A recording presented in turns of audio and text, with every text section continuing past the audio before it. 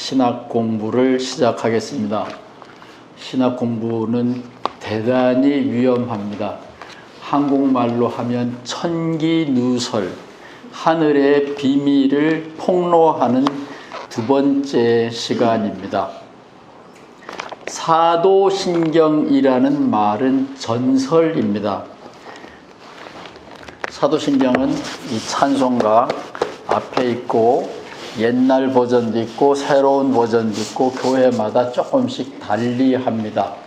사도신경을 고백하지 않는 교회들도 많이 있는데 사도신경을 고백하지 않는 교회들은 이유가 그럴듯합니다. 이게 성경인데 성경에 없기 때문에 그렇습니다. 여기 찬송가 있잖아요. 찬송가에 있는 거는 노래로는 되는데 하나님의 말씀, 진리의 말씀은 아니다. 그런 거예요. 그러니까 혹시 여러분이 다니던 교회가 사도신경을 1년 동안 한 번도 사용하지 않았다. 예배 시간에 이상한 교회는 아닙니다. 그 목사님은 순수파, 오직 성경으로 그런 교회의 출신입니다. 나쁜 게 아니에요. 그렇지만 이 옥토교회는 감리교회고 감리교회는 전통을 존중합니다. 사도신경, 어떤 경우에는 12조항 이런 말로도 했습니다. 기독교의 사도들이 12명이다. 이거 전설입니다. 유대인들 이스라엘 지파가 12이기 때문에 예수님도 제자를 12명 두셨다. 그리고 그 12명에게 사명, 일거리를 맡아서 내보냈다. 그래서 사명을 받은 사람, 요즘으로 말하면 선교사라고 생각하시면 돼요. 그게 신약 성서에 있는 말로 하면 사도입니다.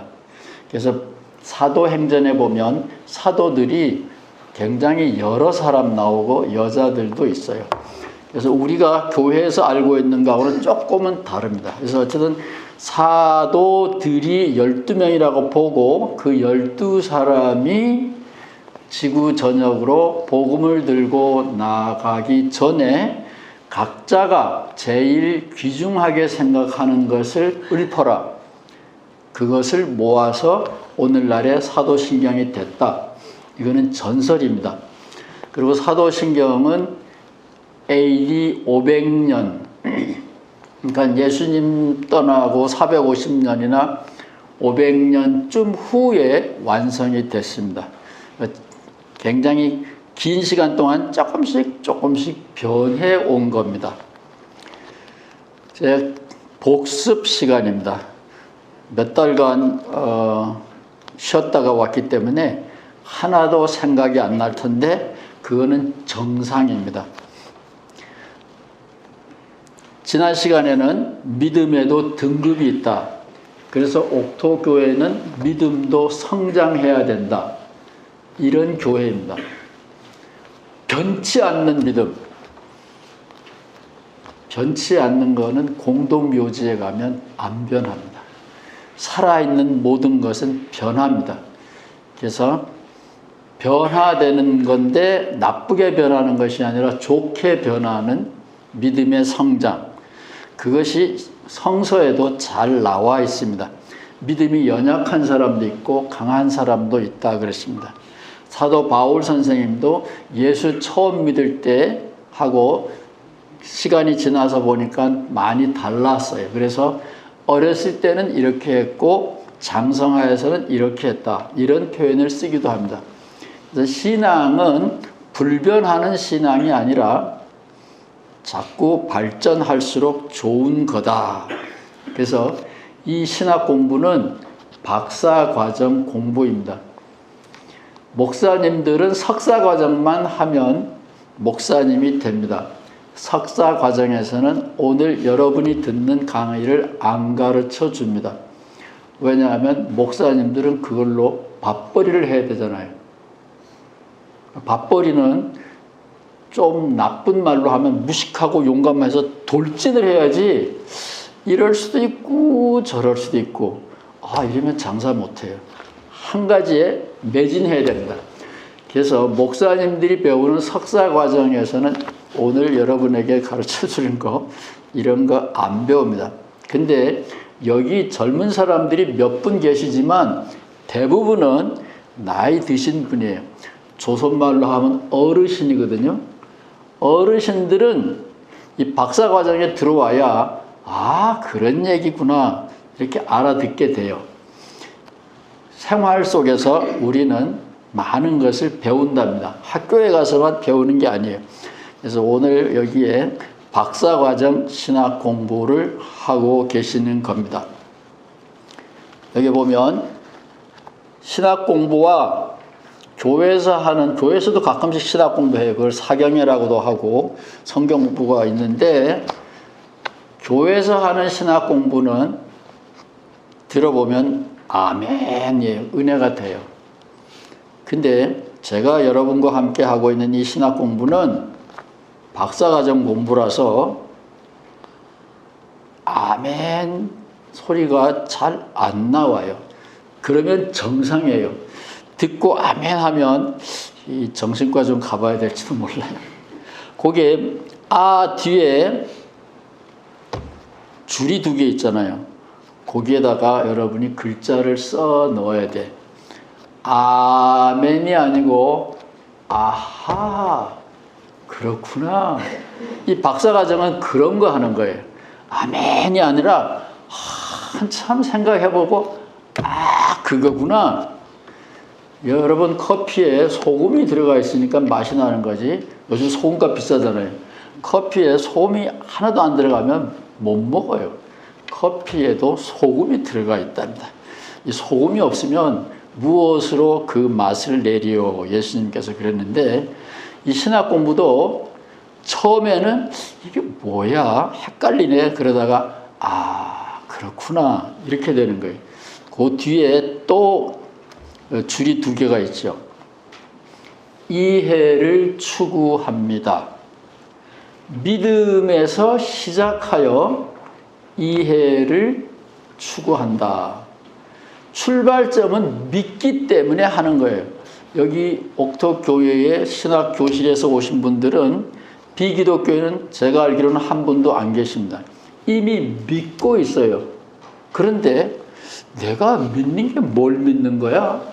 이게 말이 돼? 이해. 이게 말이 돼? 그래서 이해를 찾아가는 것이 박사과정 교실에서 하는 신학 공부입니다. 목사님들이 하는 신학 공부는 아멘 이렇게 해서 빨리 훈련시켜서 내보내는 거죠. 그 다음에 사도신경은 신경이라는 말은 신조와 같은 말입니다. 신앙의 규칙이라고 엄격하게 말하면 그런 건데 사도들이 물려준 신앙의 규칙, 신조 이런 말인데 사도신경은 그 맥락이 있어요. 문맥, 상황 이런 것이 있는데 그것을 꼭 기억하셔야 돼요. 안으로 보면 거기 또 언더라인이 있죠. 2개가 있죠. 안으로 보면 사도신경은 세례문답용입니다. 그것도 기억하셔야 돼요. 원래는 예배용이 아니에요. 예배용은 우리라는 단어가 주어입니다. 왜냐하면 예배는 혼자서 드리는 건 기도회라고 그러잖아요. 여러 사람이 함께 드리기 때문에 모든 신앙 고백은 우리라는 말이 주어입니다. 근데 사도신경은 내가예요. 나는 믿습니다. 그건 중요한 차이인데 세례는 혼자 받잖아요. 여러분 다 세례 받으셨죠? 세례는 내가 믿습니다. 그래서 이 사도신경은 내가 믿습니다. 3번 나와요. 하나님 믿습니다. 성부 하나님 믿습니다. 성자 하나님 믿습니다. 성령 하나님 믿습니다. 그래서 3번 믿습니다. 그러면 세례를 주는 건데 세례는 죄를 용서한다. 교회에서는 그렇게 알고 있는데 그 말은 맞지만 중요한 것은 우리 공동체의 회원으로, 식구로 받아들인다. 단체의 가입식, 회원 자격을 주는 겁니다. 그래서 세례는 죄를 씻는다, 씻는 의식일 뿐만 아니라 중요한 것은 이 단체의 회원이 되는 겁니다. 회원이 되면 국가에 태어났으면 병역의 의무도 있고 교육의 의무도 있고 납세의 의무도 있듯이 회원이 되면 교회의 법을 따라야 될 의무도 생기는 거죠. 그래서 사도신경은 그런 회원 가입자에게 주는 의식, 신앙 고백이었다. 기억하시면 좋겠고, 여기 보면 맥락 두 번째는 바카테라는 게 있는데, 이 바카테는 로마 황제의 황제 숭배를 거역하는 사람들이 처형을 당했어요. 그래서 로마 황제의 핍박, 박해 시절에 태어난 것이 사도신경입니다. 우리나라 일제시대에 천황숭배를 거역하면 곤욕을 치렀죠. 그때를 생각하시면 되겠습니다. 지금 우리들은 너무 편하게 예수를 믿기 때문에 이게 오히려 시험이 되죠. 그렇지만 우리들이 사도신경이라는 신앙 고백을 하는 것은 사람들이 목숨이 경각에 달렸을 때도 예수 믿고 살았다라는 굉장한 자랑스러운 전통입니다. 그래서 사도신경은 안으로는 세례, 바깥으로는 황제 숭배를 거역하는 생명의 위협을 느끼면서 살아온 신앙의 유산.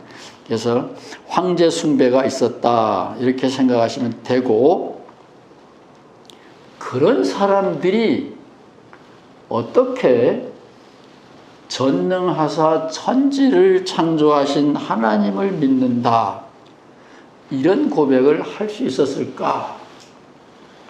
유튜브에 목사님들 설교 보면 99.9%가 이렇게 하니까 되더라예요. 이렇게 하니까 되더라. 이건 안 된 사람들의 이야기입니다. 어떻게 해도 할 수가 없어요. 성공하고는 거리가 먼 거예요. 그래서 사도신경을 고백한 사람들의 기도는 살아남게 해달라고 기도하는 게 아니에요. 죽을 때까지 주님을 배신하지 않게 해 주십시오. 그게 그들이 드리는 기도예요. 우리와는 완전히 다른 겁니다. 그래서 뭐 하면 된다, 되죠. 뭐가 되느냐? 내 신앙을 버리지 않고 끝까지 가지고 간다. 그것이 이제 된다면 되는 거예요. 그래서 박사과정 신학교실에서는 이런 질문을 하게 되죠. 왜 이렇게 하나님 잘 믿는 사람들이 억울하게 죽는, 한국말로 하면 눈 감지 못하고 죽는다 그러죠. 구천을 떠돈다 그러죠.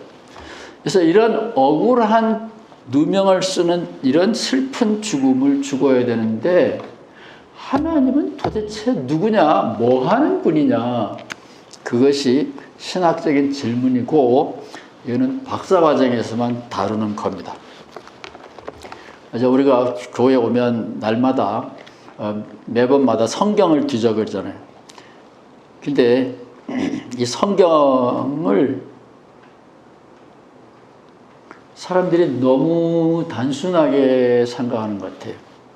성경은 책이 아니라 도서관이다. 단품 메뉴를 가지고 있는 식당이 아니라, 여기 맛들이는 거 보면 메뉴가 굉장히 단순하죠. 몇 개 안 돼요. 식자재 마트.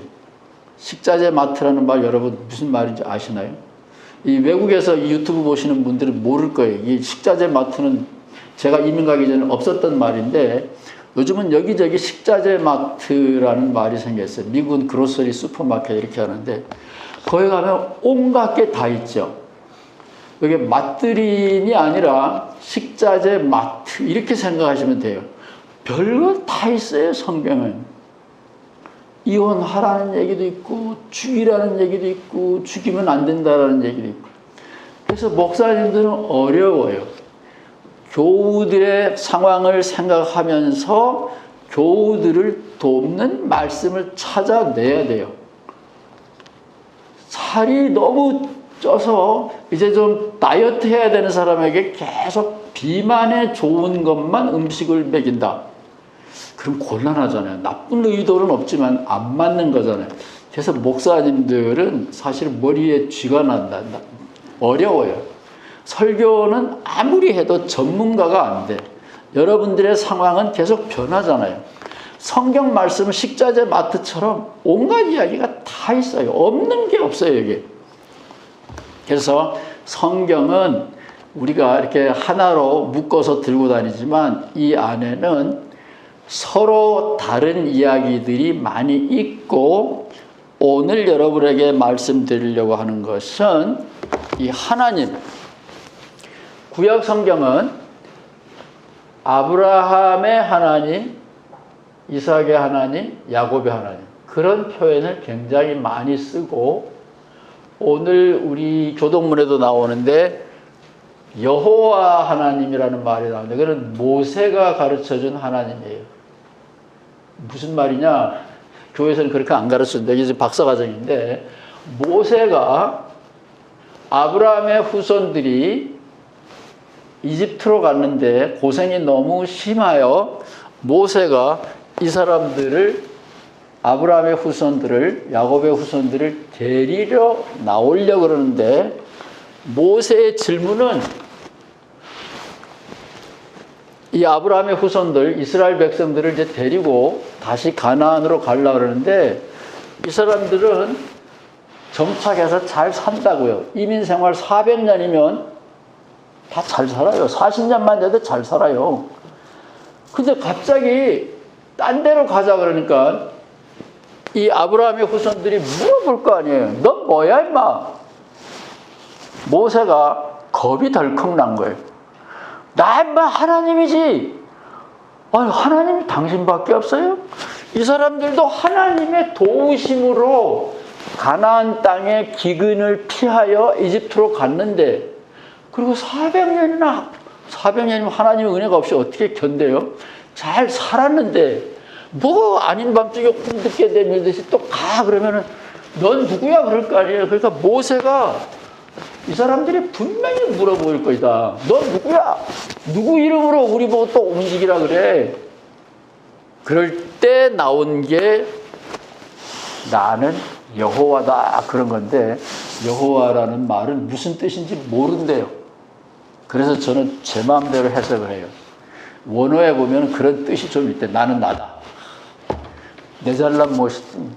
내가 누구랑 비교할 수가 없는 거야. 나는 나다. 스스로 있는 자라 그러잖아요.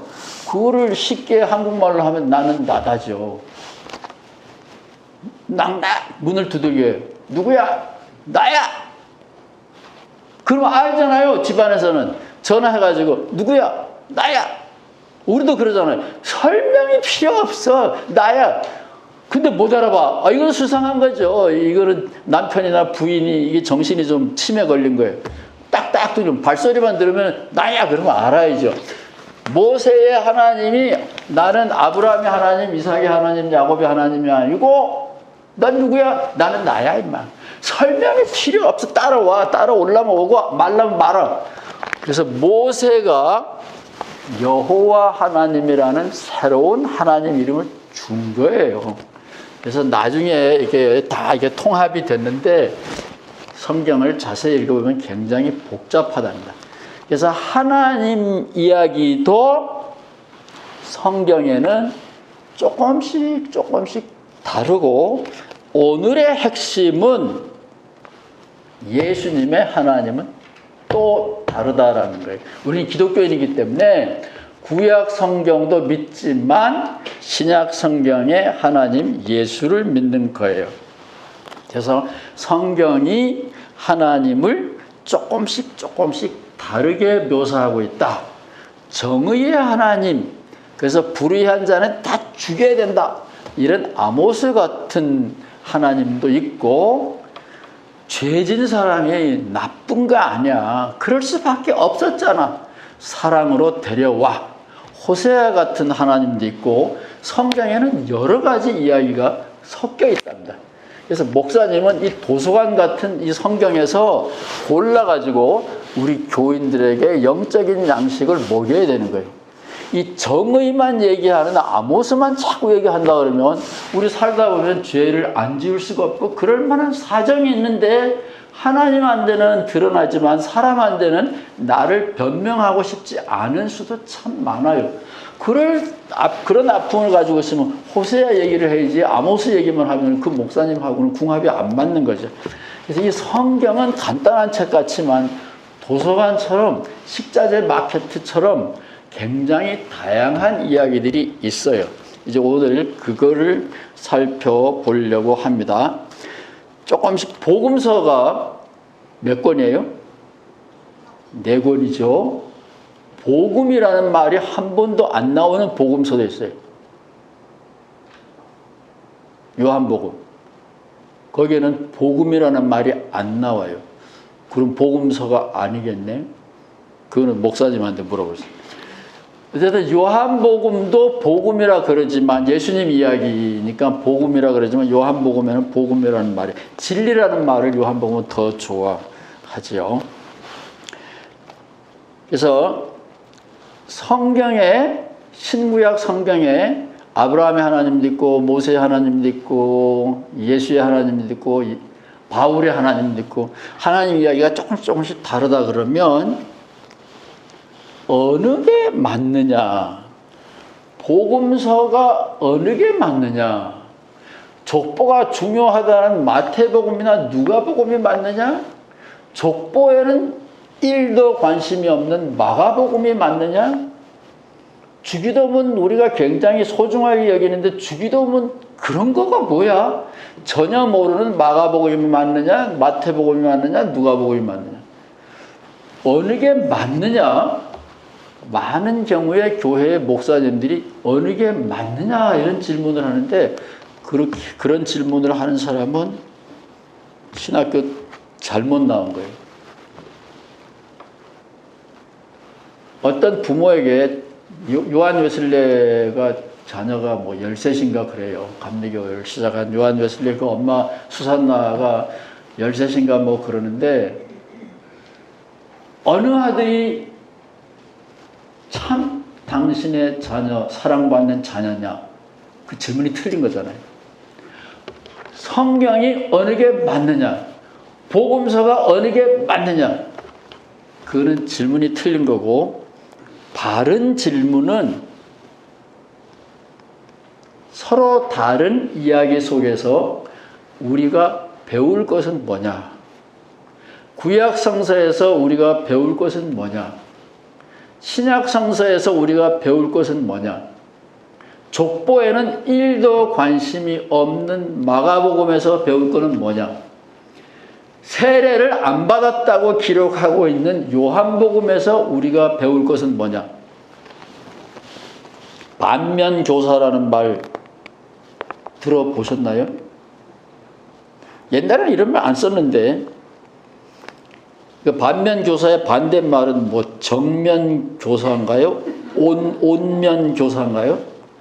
반면교사라는 말은 저 앞에 나쁜 사람이 가는데도 그 나쁜 사람한테도 나는 배울 것이 있다. 왜냐하면 저렇게 살면 안 돼. 모범적인 사람도 나의 스승이고, 악질적인 내가 비켜가야 될 사람도 나의 스승이다. 그 사람한테도 내가 배울 것이 있다. 이런 정신으로 성경을 보고 사물을 보면 굉장히 성숙한 지혜로운 삶이다. 저는 그렇게 봐요. 구약 성경 여러 가지 책들, 신약 성서 4개의 복음서와 바울 5가지 크게 보면 다 달라요. 어느 게 맞느냐? 어떤 사람은 평생 요한복음만 해요. 자기가 그게 코드가 맞다 이게. 그거는 우상 숭배죠. 어느 것이 맞느냐라는 질문은 옳은 질문이 아니라 다 맞아요. 그러니까 성경에 있죠. 여기에서 내가 배울 것은 뭐냐? 모세에게서 내가 배울 것은 뭐냐? 아브라함에게서 내가 배울 것은 뭐냐? 이렇게 물어야 됩니다. 유대인들은요, 우리 기독교인들은 아브라함의 신앙을 본받아라, 요셉의 신앙을 본받아라 이렇게 하는데, 유대인들은 성경을 얼마나 연구를 많이 했는지 약점이 없는 사람은 없답니다. 따라서 누구를 본받아라 이런 설교는 하면 위험하대요. 그 다윗에게서 배울 게 있고 본받으면 안 되는 게 있고, 아브라함도 자기 부인 팔아먹었는데 급하니까 그거는 뭐 믿음에 어쩌고 저쩌고, 그건 다 어떤 일부분만 그런 거고 옳은 게 아니에요. 그래서 그 아브라함의 자식 이삭도 피난 갔을 때 자기 마누라 팔아먹었다고. 하나님이 막아서 보호는 해줬지만 다 부전자전이죠. 그래서 본받을 게 있고 본받으면 안 될 것이 있어요. 그래서 유대인들은 무진장 연구를 많이 하더라고요. 그래서 성경에 있는 누구를 본받아라, 요 행동을 본받아라는 괜찮지만 다윗을 본받아라, 아브라함을 본받아라, 성경 전체도 마찬가지야. 호세아를 본받아라, 뭐 아모스를 본받아라가 아니고 여기서 우리가 배울 것은 뭐냐, 이렇게 물어야 된다. 중요한 거고, 이제 성경은 너무 어려우니까 지금이 4시다. 지금 아직 4시 안 됐어요.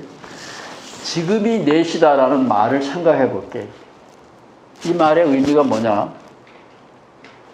시계를 보고 지금이 4시다.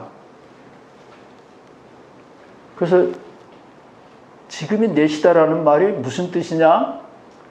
시계를 보고 말했어, 그 사람. 그 시계의 시간을 말하는 거야. 그게 틀린 거예요. 미국에서 아들이 전화하기로 약속한 시간이야. 빨리 그만두고 조용한 데 가가지고 카톡 전화 받아야 되는 그런 시간이야. 맥락에 따라서 똑같은 말인데 다르잖아요. 우리 생활이 그래요. 4시다. 비 온다 그랬어. 그러면 장독 덮어야 되고, 고추 널어놓은 거 걷어야 되고. 4시다. 1시간 더 일해야 돼. 죽겠다 지겨워서 빨리 그만두고 싶다. 사장님 입장에서 4시다. 아니 이놈들이 일 열심히 다 끝내지도 못했는데 조금 있으면 다 가겠네.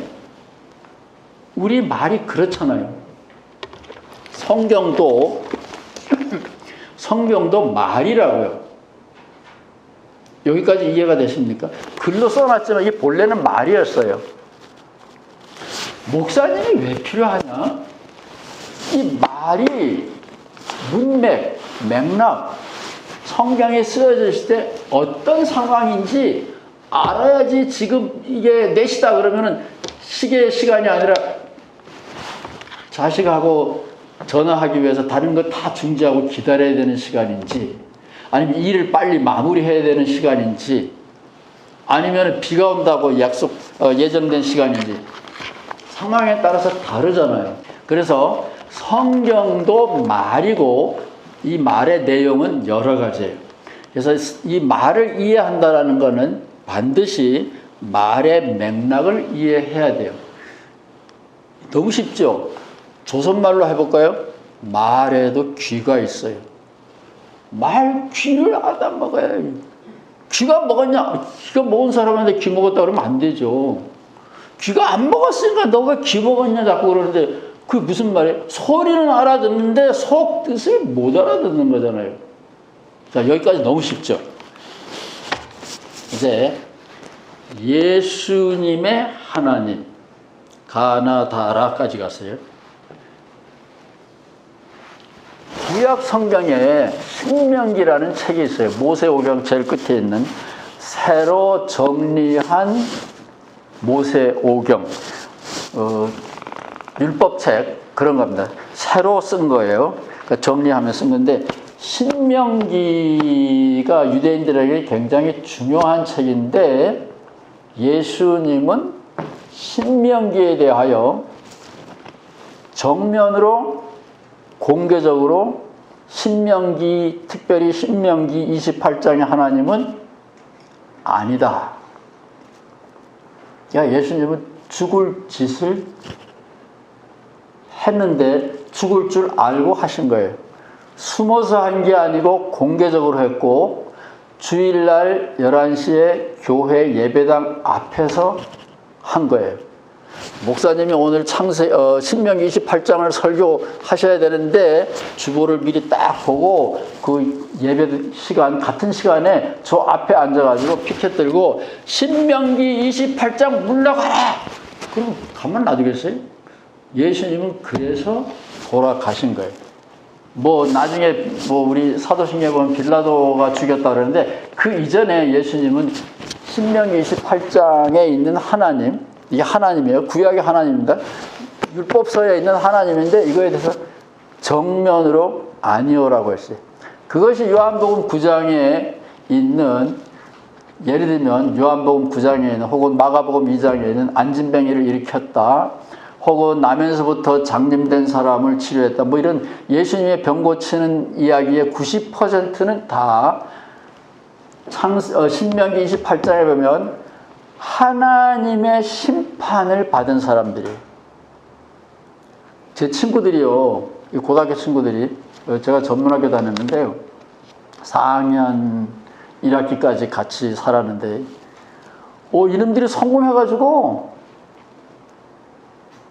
가난한 사람은 사람 취급 안 해요. 나빠서 그런 게 아니에요. 이유가 있어요. 삼척공전 옛날에 다니던 사람들은 다 가난한 사람들이었어요. 저 일에 학생이거든요. 다 가난한 사람들인데, 이놈들이 부자가 돼가지고, 정부가 하는 이 복지 정책, 노인 어쩌고저쩌고 하는 거, 이거 다 빨갱이들이 하는 짓이래.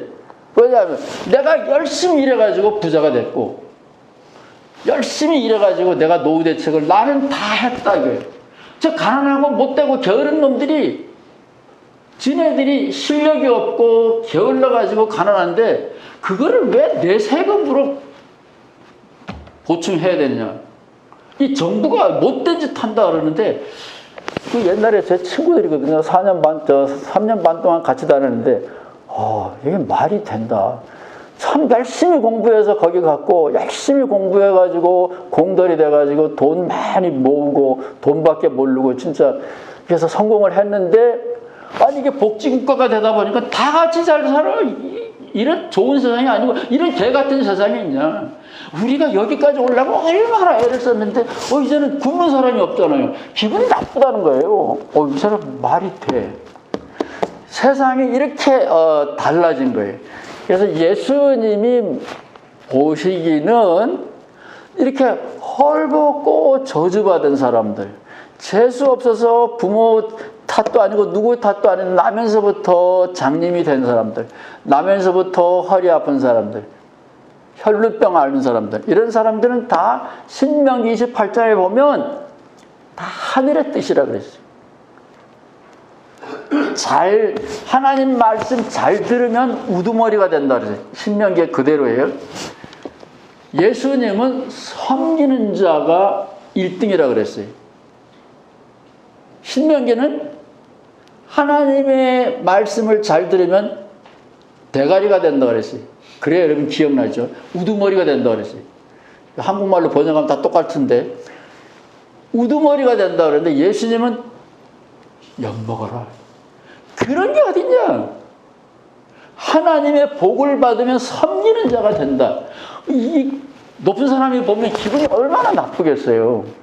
그래서 제 친구들 다 이게 엘리트가 돼가지고 잘 사는 사람이 돼가지고 국가가 지네들 세금 걷어가지고 가난한 사람한테 나눠준다고 그렇게 억울하게 생각하더라고요. 세상이 오히려 거꾸로 불공평해졌다라고 보는 건데, 신명기 28장 같은 거는 하나님의 말씀을 잘 지키는 사람은 부자가 되고 우두머리가 되고, 하나님에게 벌받은 사람은 병들고 가난하고, 이렇다라는 게 신명기 28장인데 예수님은 그것을 정면에다 대고 엿먹어라.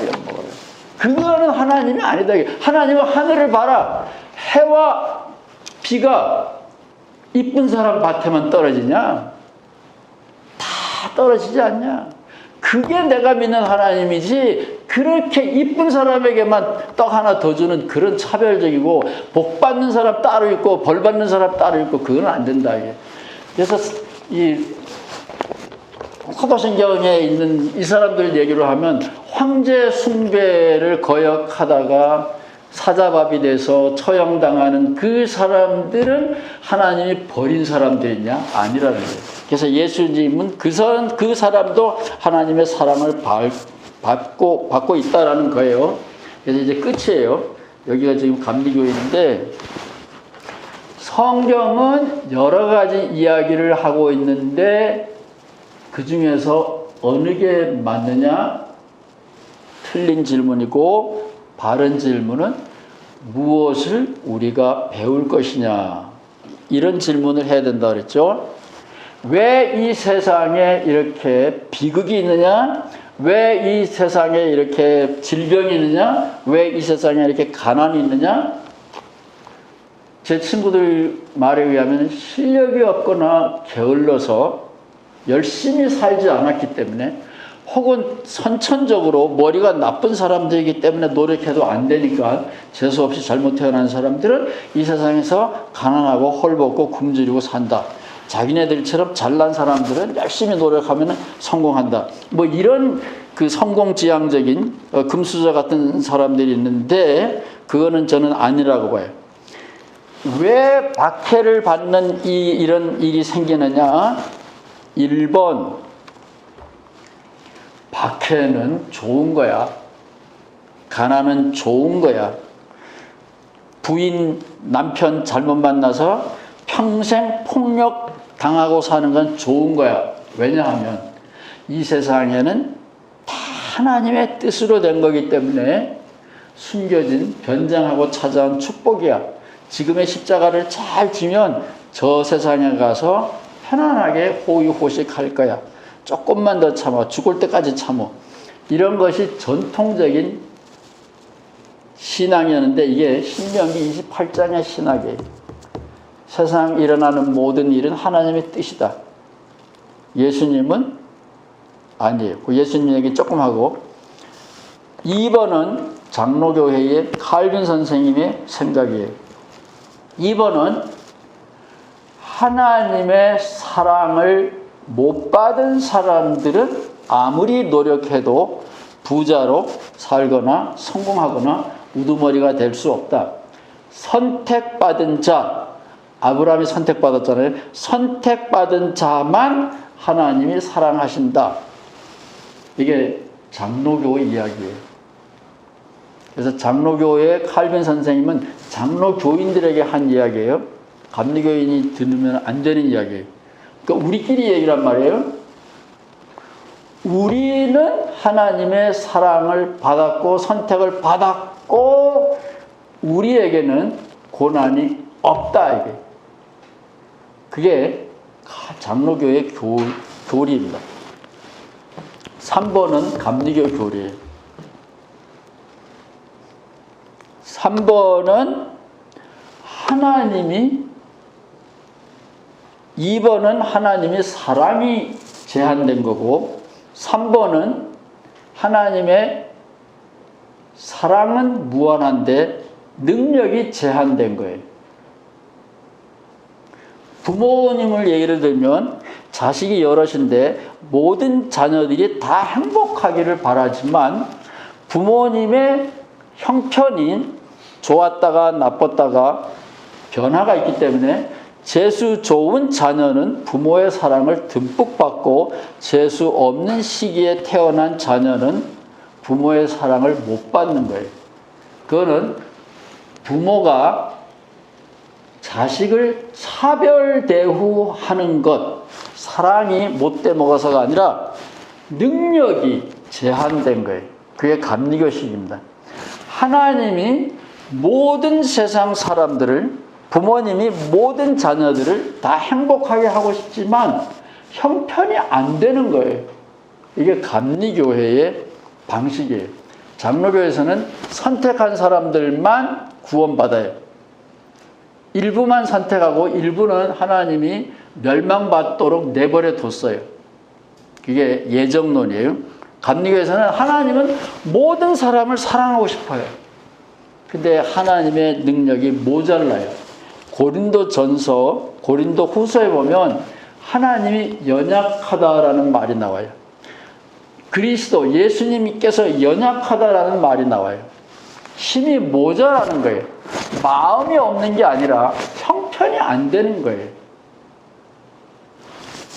유대인이 만약에 여기 앉아 계시다면, 유대인은 이 4번이거든요. 유대인도 감리교 편을 들 거예요. 고린도전서와 고린도후서 편을 들 거예요. 그게 무슨 말이냐면, 유대인들은 600만 명이 히틀러의 가스실에서 죽어갈 때 15분만 스위치 틀어놓으면 죽는데, 아무리 강한 사람이라도 저같이 약한 사람은 10분이면 죽을 거예요. 이렇게 600만 명이 죽어갔을 때 하나님은 안 나타났어요. 모세의 하나님은 뚝딱 하면은 기적을 일으켰는데 안 나타났어요. 그래서 유대인들이 히틀러를 경험하고 나서 유대인들이 어떤 하나님을 발견했느냐? 고린도전서와 고린도후서에 있는 바울의 하나님을 발견했어요. 하나님이 유대인을 안 사랑하는 게 아니라, 기독교인은 유대인이 예수님을 죽였기 때문에 벌 받는다고 자꾸 그렇게 가르치는데, 그런 이상한 이야기에 현혹되면 안 돼요. 유대인은 하나님이 당신을 사랑하지 않아서가 아니라 능력이 모자랐기 때문에 못했다라고 보는 거예요. 그래서 유대인들은 창세기에 나와 있는 완전한 세상 안 믿어요. 유대인들은 그게 티쿤 올람이라는 말인데, 그거는 뭐 몰라도 돼요. 그건 유대인들이 쓰는 말이에요. 이 세상은 불완전한 거예요. 그래서 하나님도 이 세상을 끊임없이 경작하려고 그래요. 황무지를 옥토로 바꾸듯이 바꾸려고 그래요. 하나님도 노력 중이에요. 어느 부모가 자식이 불행하기를 바라겠어요? 자식이 행복하기를 바라는데 안 되는 거예요. 부모가 힘이 모자라는 거예요. 하나님도 그렇다는 거예요. 유대인들이 히틀러를 경험하고 나서 깨달은 거예요. 하나님이 우리를 우리를 버려서가 아니에요. 장로교로 보면 하나님이 우리를 버린 거죠.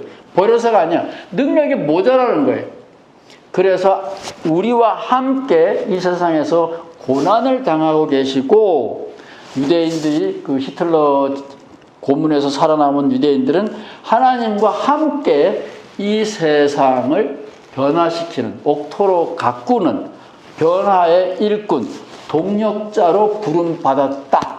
그것이 오늘날 유대인들의 신앙이고, 저는 감리교인들이야말로 우리가 감리교인이라는 것을 자랑스럽게 생각할 때인데, 감리교 목사님들이 공부를 안 하니까 안타까운 거죠. 감리교의 요한 웨슬레는 처음부터 하나님이 모든 사람을 사랑한다고 가르쳤어요. 장로교는 하나님이 관심 두는 사람이 있고 하나님이 관심 두지 않는 사람이 있다, 이렇게 가르쳤어요. 질문, 어느 게 맞아요? 잘못된 질문입니다. 바른 질문은, 이 사람들은 어떤 맥락에서 이런 가르침을 주었겠느냐. 칼빈 선생님은 오늘 우리가 묻는 질문을 묻지 않았어요. 칼빈 선생님은 자기네 교회 교인들이 불안한 거예요. 왜냐하면 저쪽에는 캐톨릭 황제, 캐톨릭 교황이 있고 찬란한 역사가 있고, 거기를 안 가고 조그마한 장로교회를 다니니까 장로교 사람들이 마음이 불안한 거예요. 그 불안한 장로교인들에 대하여 칼빈 선생님은 당신들이 선택받은 사람들이다. 저기 큰 찬란한 캐톨릭 성당에 다니는 그 사람들이 아니고 당신들이 선택받은 사람들이다. 사랑의 확신을 주려고 했던 거예요. 그래서 어느 것이 옳으냐? 여기가 지금 감리교이기 때문에, 제가 감리교에서 살아났기 때문에 감리교 하나님이 제가 보기에는 옳은 거고 우리 시대에 맞아요. 고린도 전서와 후서에 있는 바울의 하나님, 연약한 하나님, 연약한 예수 그리스도 다 맞아요. 그래서 예수님처럼 이 세상에서 저주받은 것처럼 보이는 불행한 불행의 늪에 빠져 있는 사람은 신의 저주를 받은 사람이 아니라 신이 그들을 사랑하지만 하나님도 그들을 도우려고 애쓰지만 발만 동동 구르고 있는데 우리가 가서 선한 사마리안처럼 그 사람의 고통을 싸매주고 도와주고 그 사람이 다시 일어서서 웃게 만들면 하나님도 기뻐하는 거고 그 상처받은 사람도 기뻐하는 거고 우리도 기뻐하는 거고 그래서 모두가 윈윈윈 하는 거죠. 그래서 이런 것이 예수님의 하나님이에요. 선택받은 사람만 복받는다. 신명기는 그렇게 말하고 있어요. 예수님의 하나님, 모든 사람이 하나님의 사랑을 받습니다. 요한 웨슬레 선생님의 하나님, 능력은 좀 모자라지만 그래서 우리가 필요한 거예요. 우리의 일손이 필요해요. 모든 사람을 사랑하는 하나님이랍니다.